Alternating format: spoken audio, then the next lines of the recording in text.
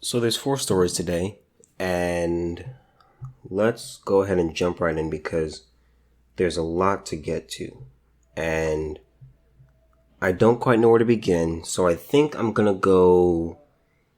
I think I'm gonna go in order of the stories in the order that I found them. Okay, so this is from KSDK.com. Students walk out in support of fired football coach at Roosevelt High School. Last week, Porter was fired for violating St. Louis Public Schools social media policy. Students at Roosevelt High School walked out of school Monday morning in support of a fired football coach. Nearly 200 students walked out around 8:15 a.m. in support of Trey Porter. Students from Cleveland Academy also joined. The students walked to the Board of Education. 4 staff members from Roosevelt, including the principal, walked with the students. There were some parents, district safety officers, and police accompanying the students. Last week, Porter was fired for violating St. Louis Public Schools social media policy. According to the handbook, employees may not friend students on social media or use electronic media to communicate with students without approval from administrators and parents. Now, I'll say this. That is a common thing. That is something that is common, not just in high school, not just in middle school or elementary school, but even in college. I had a professor, and pretty much what happened is she was a great teacher, great professor, and one of my friends in the class asked if she had social media, and she explained that yeah, she does, but she couldn't friend any of us until after, we finished having her class. Okay. So that is a common thing. Back in August, Five on Your Side introduced you to Porter. He postponed one of the team's practices to talk to them about violence in St. Louis. He also introduced a texting policy for his players each weekend, so he could know that they are out of trouble. I do like that. Okay. You need to call, text, or huddle message me every night, Friday, Saturday, Sunday, because those are the days I know I'm not going to see them, Porter explained to Five on Your Side in August. On October 17th, parents showed their support for Porter at the Rough Riders' first game without him. One parent told Five on Your Side it's a whole bunch of BS. Another one said that's how everybody communicates, on social media.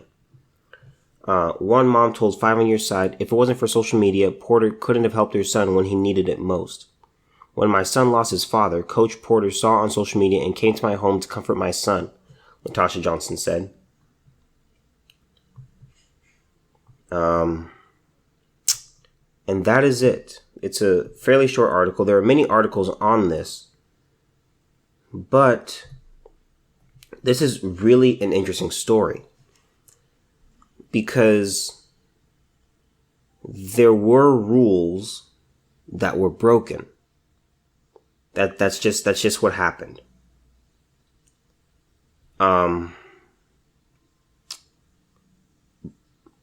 I will say this. Do I like what the coach did?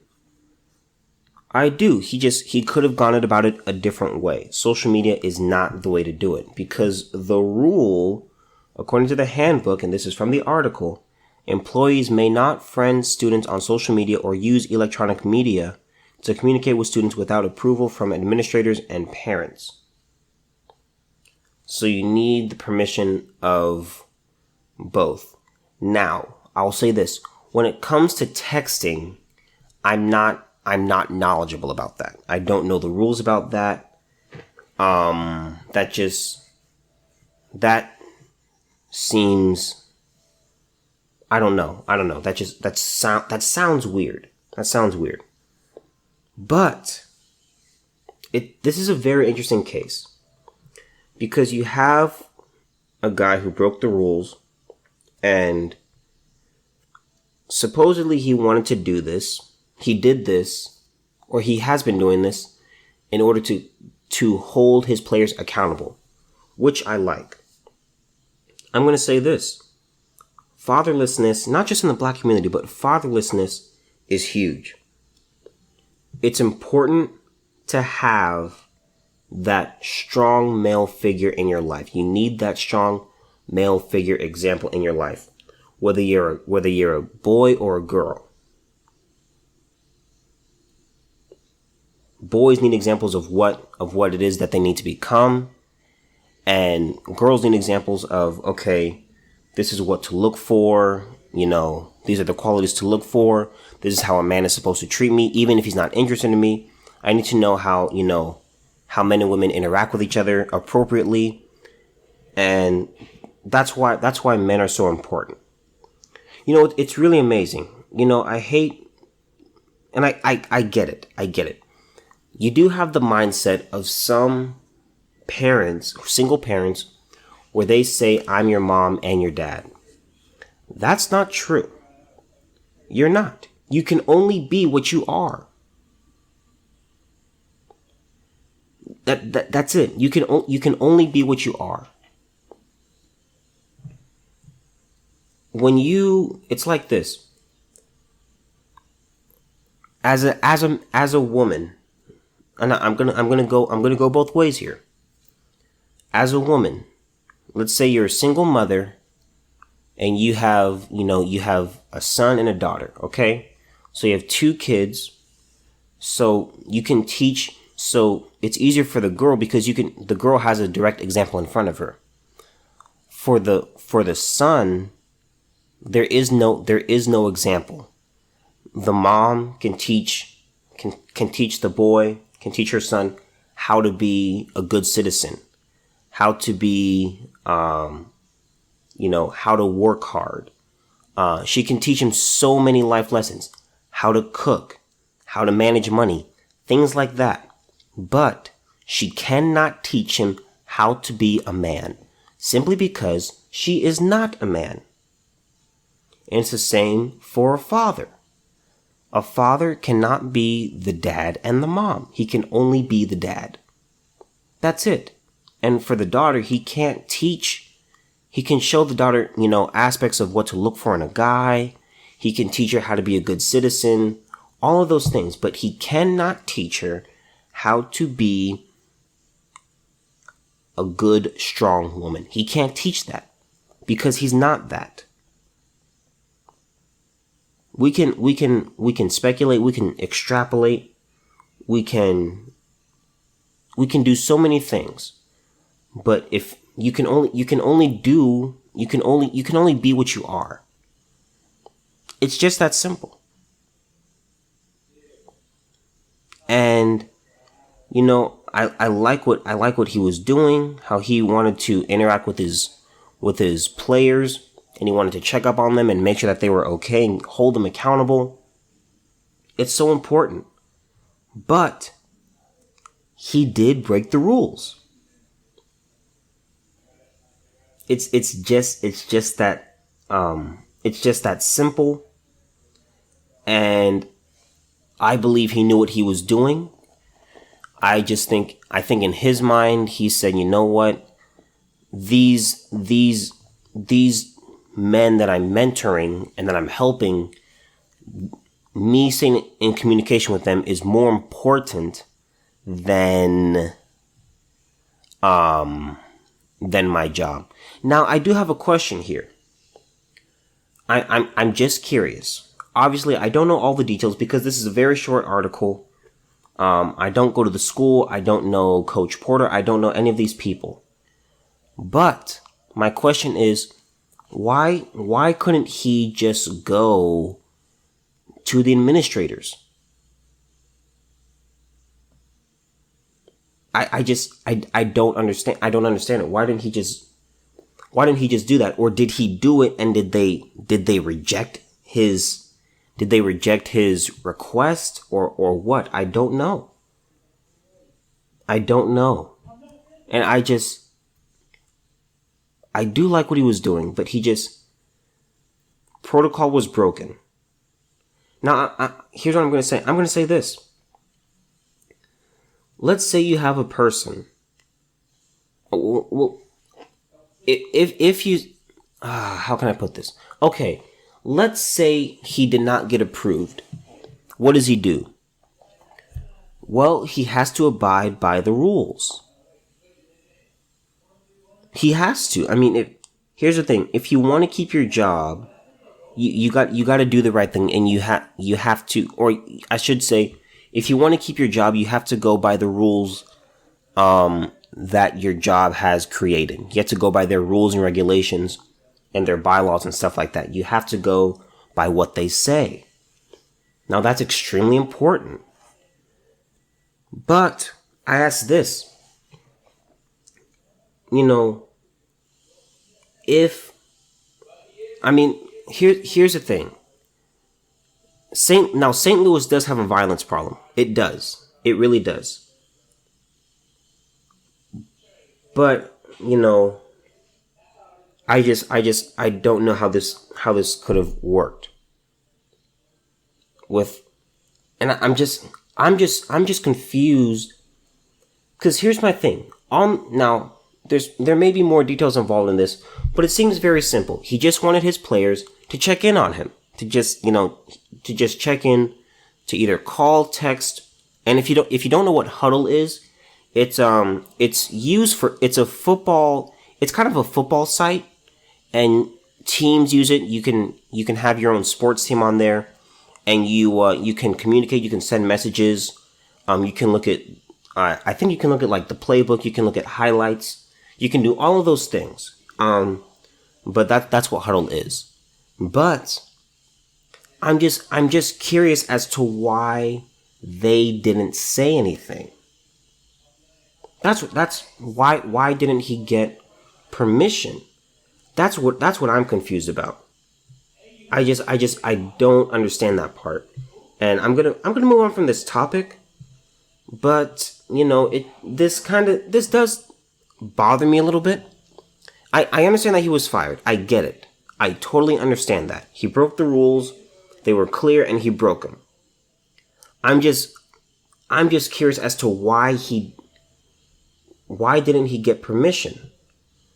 I don't understand. It makes no sense to me. Okay.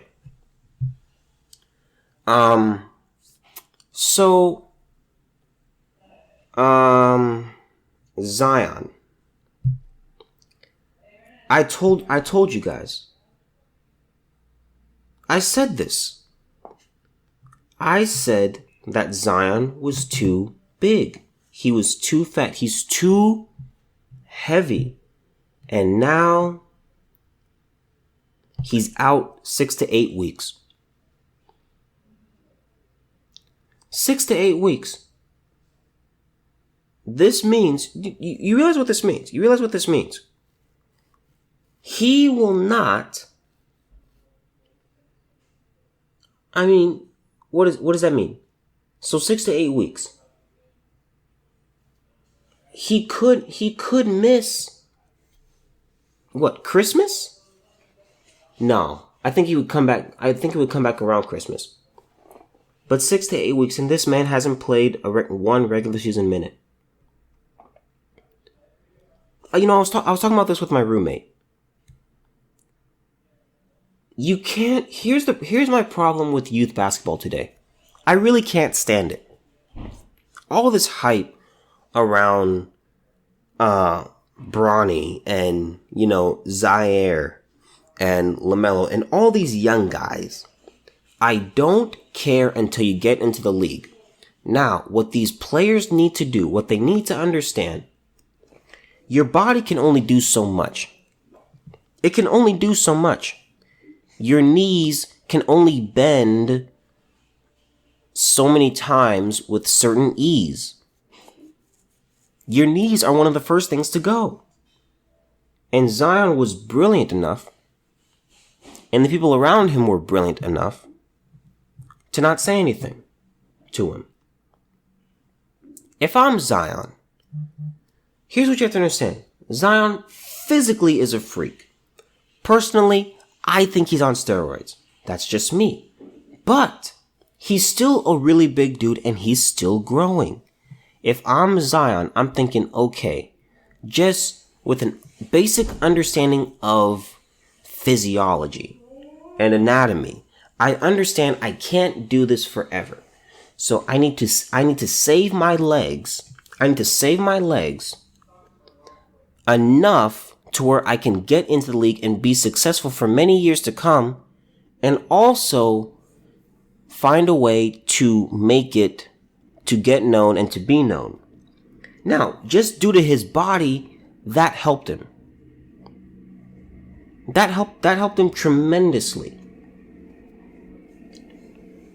But you have these Ball is Live, videos and all of that, and this, it's just a bunch of garbage. I don't care.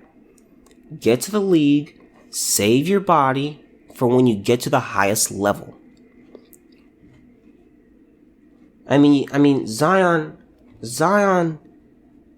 I don't get it.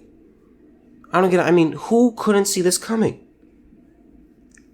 Who could not see this coming? You can't keep jumping up and down like that. That's not how it works.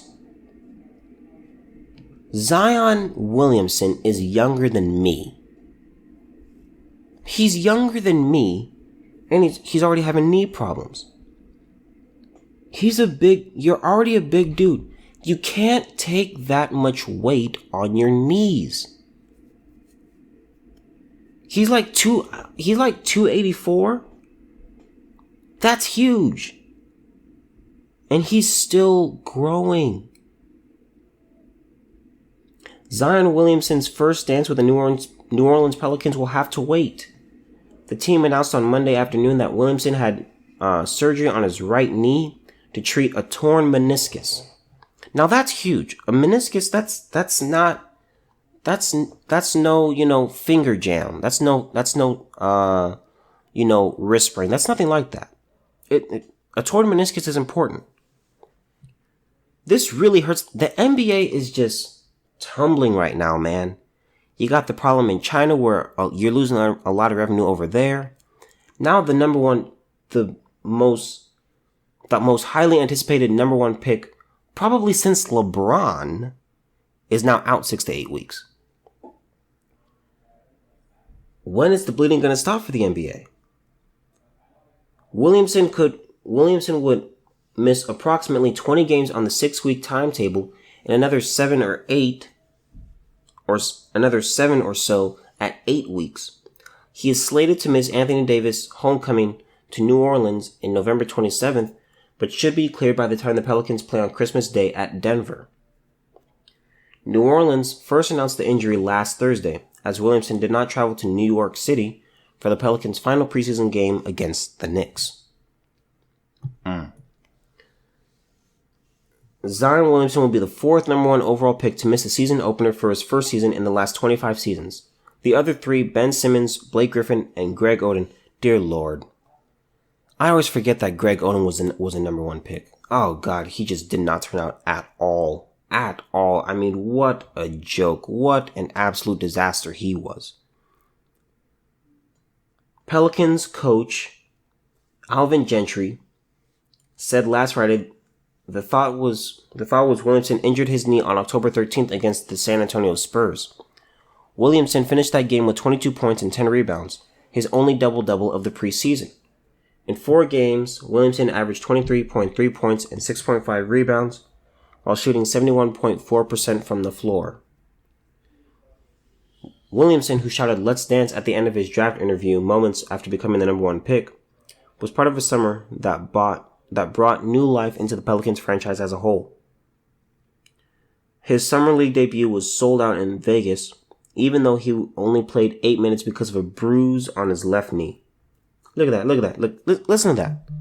He already had a bruised knee before he even stepped onto the court to play some minutes. The 6'7", 284-pound Williamson. That's too big. You can't be that big. He suffered a mild right knee sprain during his only season at Duke. That injury occurred when his sneaker gave out just seconds into a game against North Carolina. He missed 3 weeks with the injury before returning in the ACC tournament. When the Pelicans open up the season on Tuesday night in Toronto, forward Brandon Ingram will slide into the starting spot vacated by Williamson, with veteran guard J.J. Redick joining Lonzo Ball and Jrue Holiday in the backcourt. Derek Favors, who missed the final preseason game, is slated to start at center. Despite the loss of Williamson, Redick told reporters on Sunday afternoon it hasn't dampened the expectations of the season. Oh, yes, it has. Oh, yes, it has. 6 to 8 weeks, that's a good amount. Because let me tell you something. The West is stacked. I'm going to say it one more time. The West is stacked. If you don't come out, you got to come out running. Now, I will say this. The NBA season isn't like the NFL season. The NFL season is a sprint. The NBA season is a marathon. But you can quickly be eliminated in the marathon. Okay? If you're not doing anything in the first 3-4 weeks, that's it. We can pretty much, it's almost safe to say that you're gone and you're not going to do anything. He says it's still the start of the season. We still get to play real games. We get to compete, Redick said. We have a deep team. We'll hold it down as best as we can without him. Obviously, we need him back, and hopefully he takes his time and recovers fully. Let me just say something to Zion. First of all, you need to lose like 20 pounds, at least. But I know it's hard because you keep growing. You're still growing. You're 19. So it's not that easy that he can just lose weight like that. So I do understand Zion. But let me tell you something. Here's something that you can't control. Stop dunking. Stop dunking. You made it to the league. Just save your legs. Save your legs. You're highly anticipated. People have high hopes for you. They have dreams for you. And you're gonna miss the first 6 to 8 weeks of your career. This dunking, man. Just youth basketball players. Let me say this. Even if you're not trying to make the NBA, basketball isn't worth it. It's not worth it unless you are super, super, super talented and you are almost a lock for the NBA. It's not worth it. Because you still have the rest of your life ahead of you. You still have to work. Whether you are an employee or an entrepreneur, you still have to work. You still have to move around. You still gotta walk. You still gotta drive. You're gonna have kids. You're gonna be doing all of these things, and you will need your body. You're not gonna be playing basketball forever. You're not. It's just not worth it. I'm not saying don't play the game. That's not what I'm saying. Just play differently. Work on your shot. Don't try to block everything. Don't jump super unnecessarily high. That's another thing Zion does. He, blocks a lot of shots and he jumps super high just to impress people. Zion, just looking at you, you're physically impressive. That's all. You don't need to impress us further. We know how high you can jump. Don't jump so high because you're too big to do that. Your knees, your skeleton is saying, hey, do you mind? We've been doing this for a long time, Zion. You're going to retire one day. And it's not like, it's going to be a reset button. We still got to live. I can't do it, man. I can't do it. It's just ridiculous. Take care of your body. Just take care of it. Because you can't Because you're going to need it. You're going to need it. And, hopefully this is a lesson to younger players. If you don't listen to me, that's fine. I'm not a successful athlete by any means. And I never will be. I don't have the genes to do it.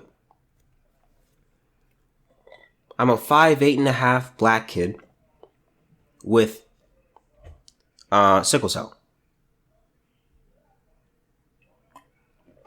So I'm certainly nothing special.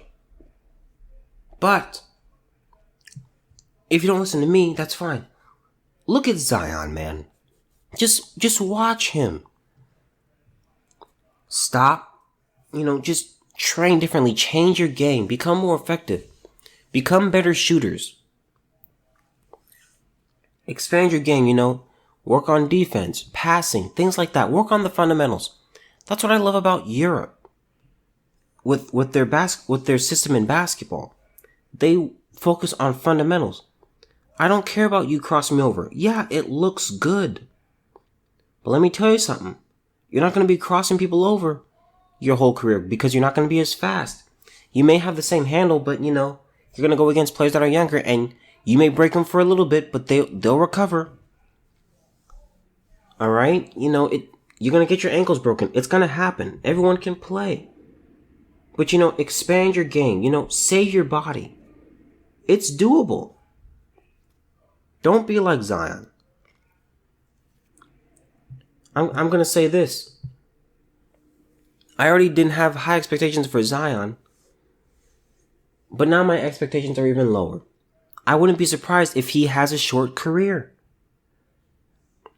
People keep hyping him up. Don't do it. All right, that's it. Okay, so this next one is pretty interesting. This is concerning the Chicago teachers strike. And, as you guys know, or as my more loyal audience knows, my mom she's a preschool teacher. And she's been teaching for a long time. She used to have her own daycare center called Train Up a Child. I went to it. My sister went to it, obviously. But, she's been at this teaching thing for a long time. And I see all that she puts into it. Now, obviously, preschool is different than the other levels. Okay, it's not as many arts and crafts and stuff like that.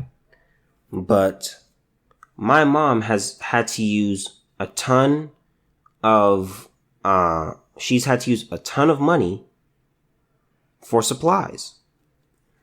And just, the amount of time she does for her curriculum, it takes to create her curriculum. Then she has these things called DRDPs, where she looks at each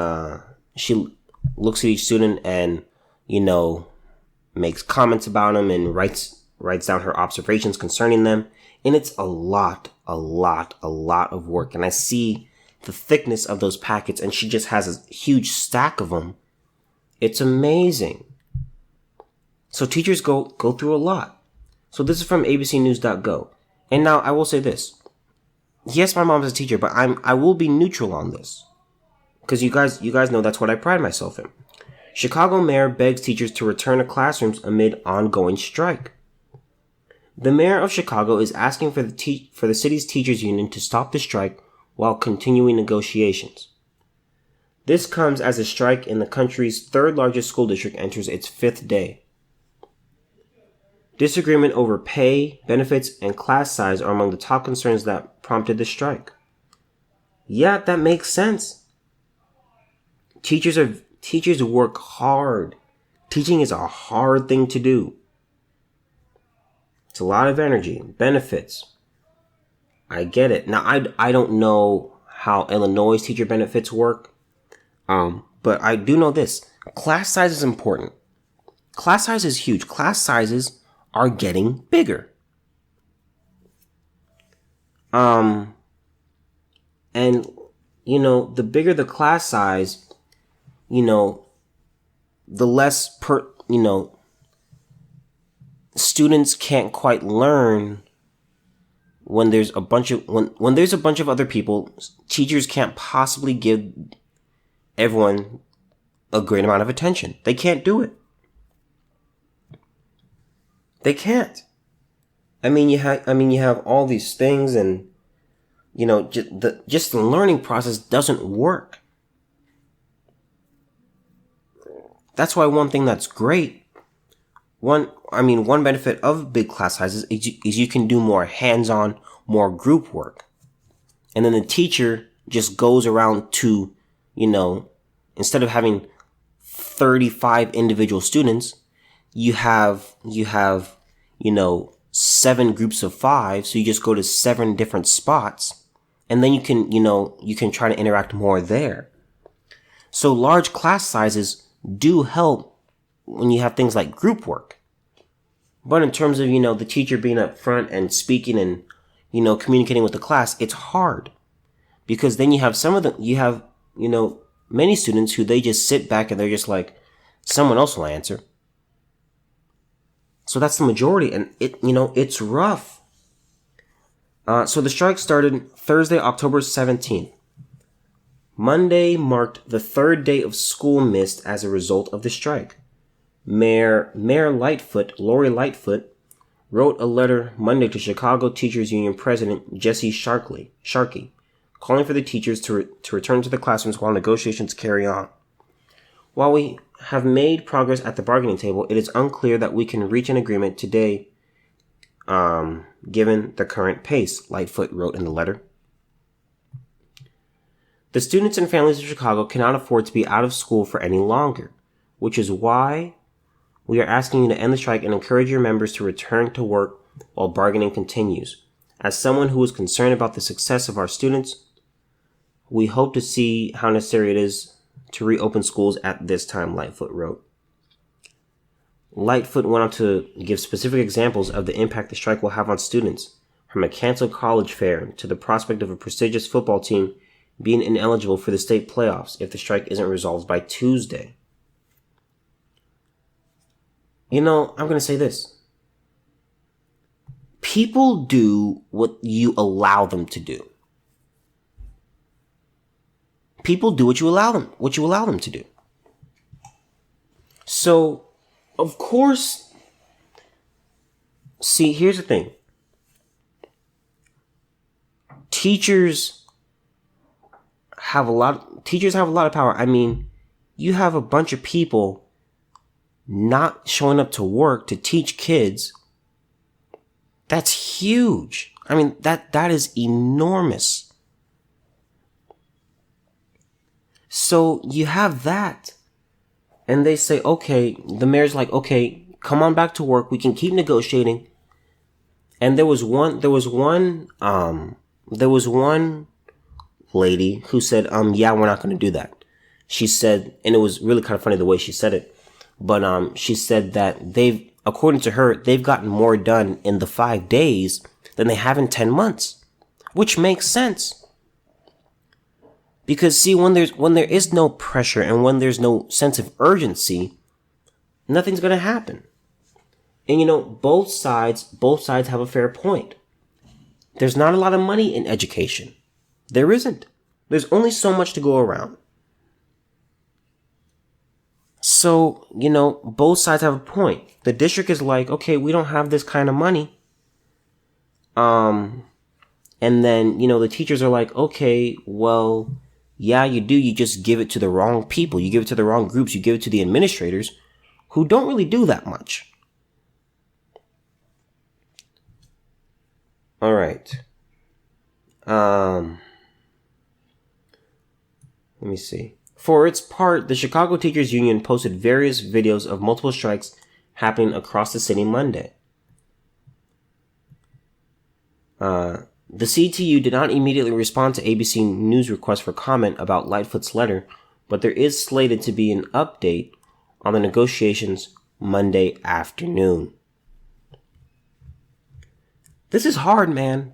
It's hard. I don't like to see people, I don't like to see children, not be in school. I don't like to see that. School is great. It's necessary. Now, I do think there needs to be huge education reform. I do believe that, but school is important. And, these families, it's hard because, the mayor brought up a great point. A lot of, there are these kids in elementary school where it's like, okay, they can't be at home by themselves because that's illegal. They're minors, so they have to be cared for.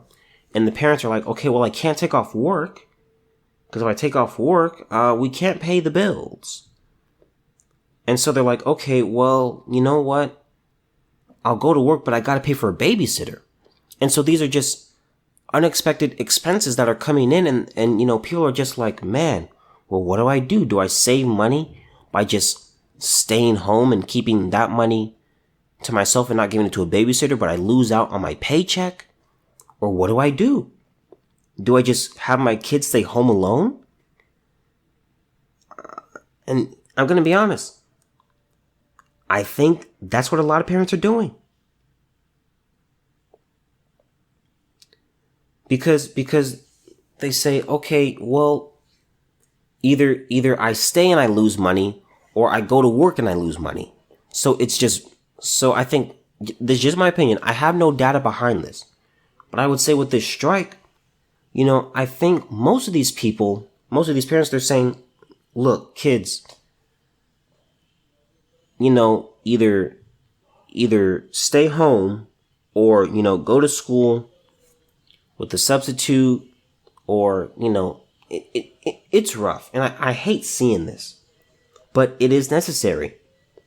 Teachers put in a lot of work, and you got to pay the bills. Teachers have bills to pay. They got to eat. They have to drink water. They got to have shelter over their heads. They have to grade papers. They have lives. They have things that they have to do. And teachers, they don't make that much. They don't. It's hard. Especially if they're by themselves. And, and not being married, it's hard. It is very, very hard. These teacher strikes, man. You have things to do, but it's just so difficult. It is so difficult. I mean, what can you say? What can be said about this stuff? You have good points on both sides. And here's the thing. Some people might say, oh, you know what? They should, the teachers are just being selfish. No, I mean, at some point, here's the thing. In World War II, European countries practiced appeasement. And I'm not trying to compare school districts to Hitler, but just stay with me here. This is about appeasement. As I said earlier, people do what you allow them to do. So if you just say, okay, you know what, we'll give you this.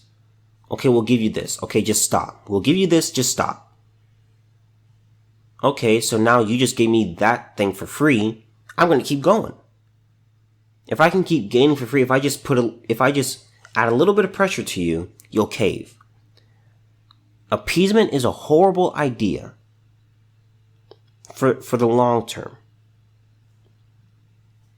Okay, when it comes down to it, you got to say, you know what? No.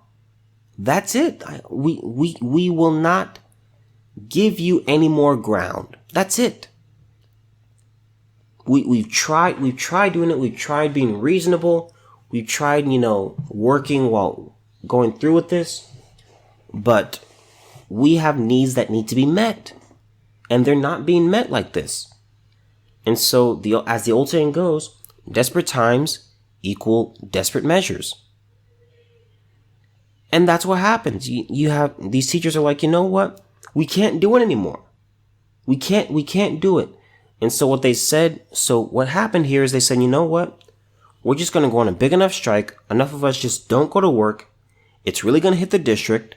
And then they're going to be like, oh, you mean pay raises and class sizes. Hey, man, I mean,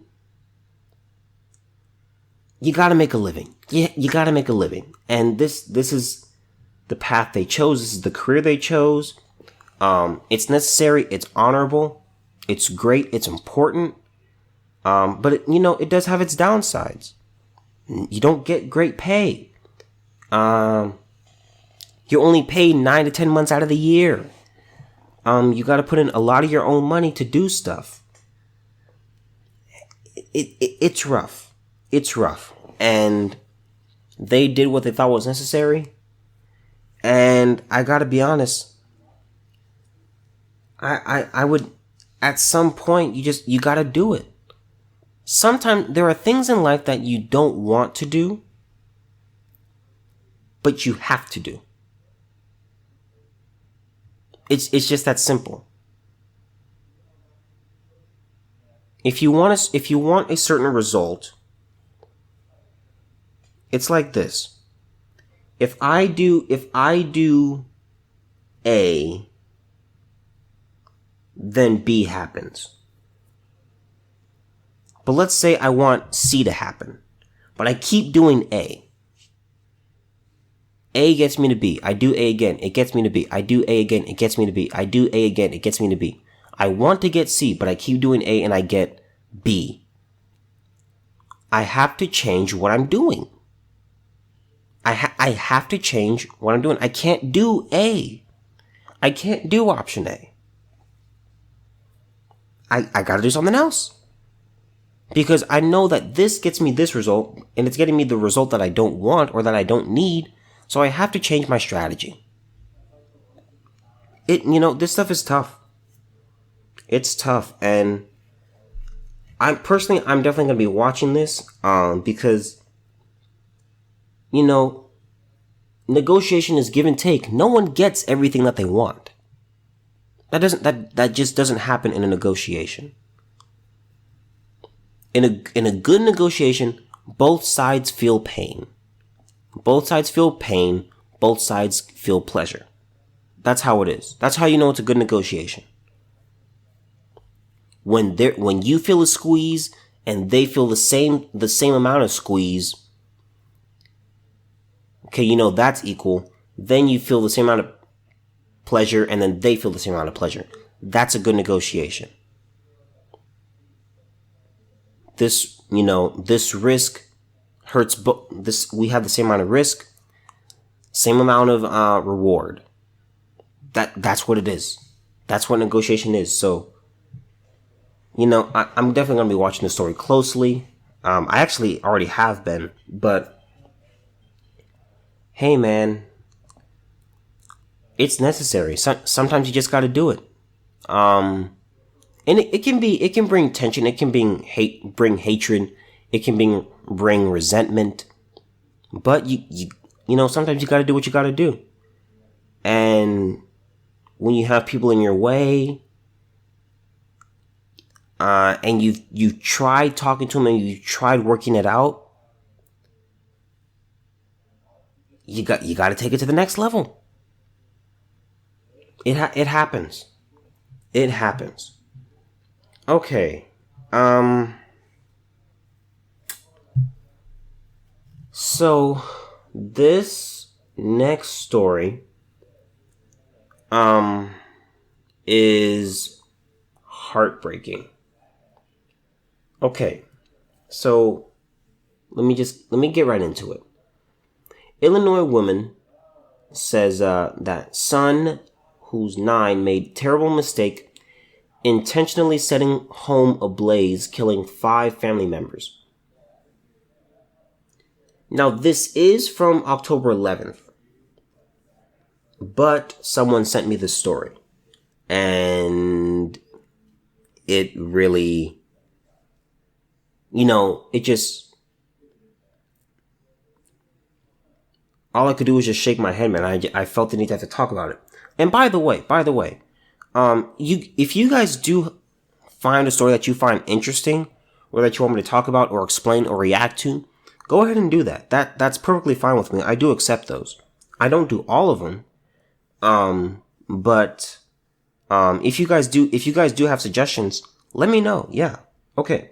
So, a 9-year-old Illinois boy, which is actually where my maternal grandparents live, was charged with 5 counts of murder in the deaths of his cousin, 2 half-siblings, great-grandmother, and mother's fiance after authorities alleged he intentionally set the family's mobile home alight.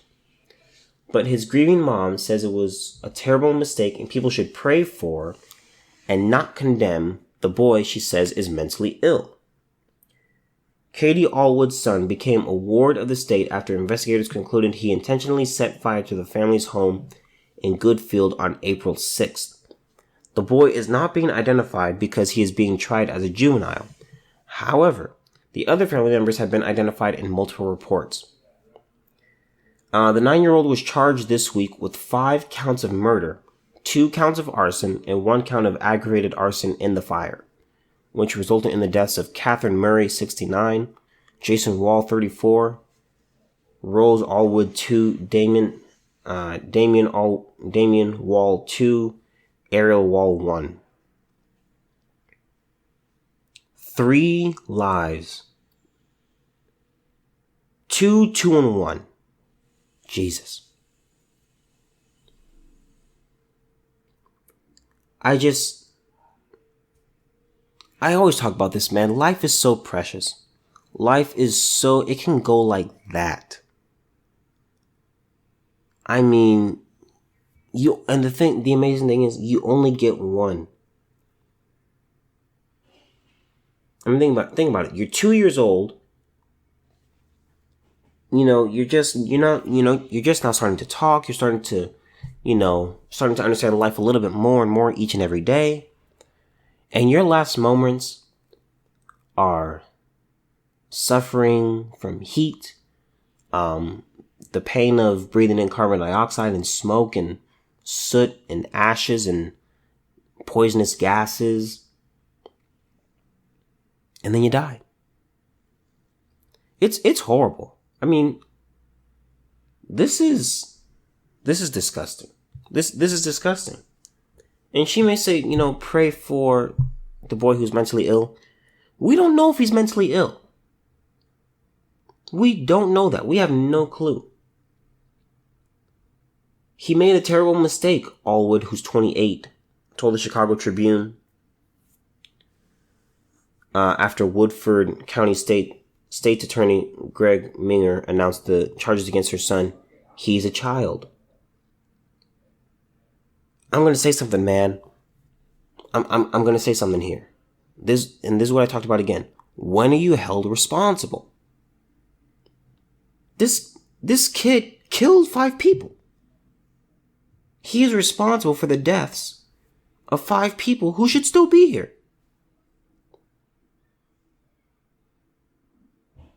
Allwood said she wished people would pray that he gets the help he needs and claimed he suffers from schizophrenia, bipolar disorder, and ADHD. Even though he lit the fire, I know his intentions were not to kill anybody, she continued. I know that. He cries and cries and cries because he misses his family. So I ask you this. How old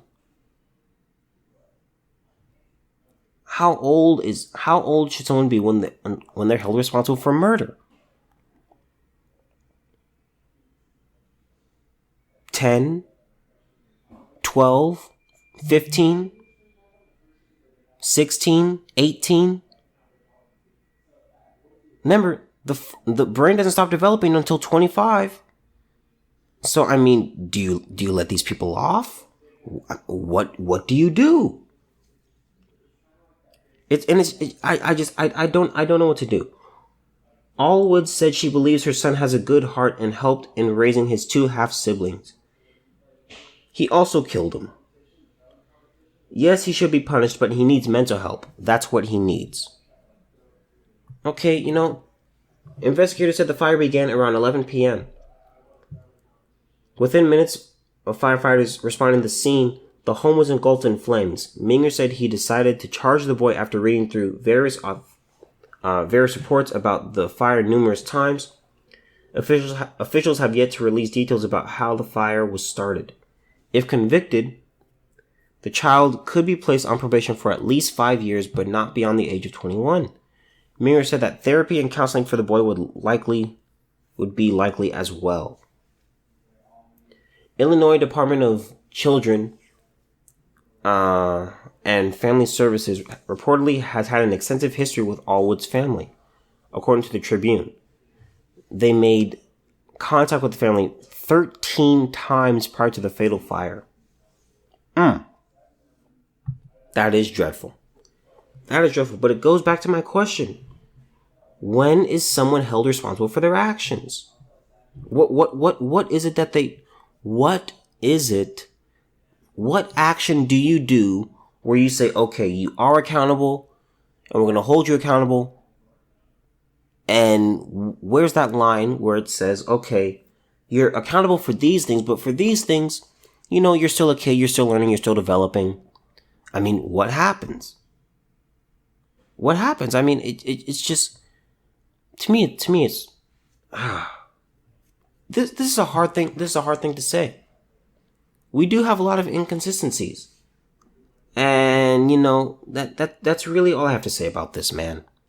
This broke my heart when someone sent me this. And, it just let me know. Let me know. What does it mean? What do you do?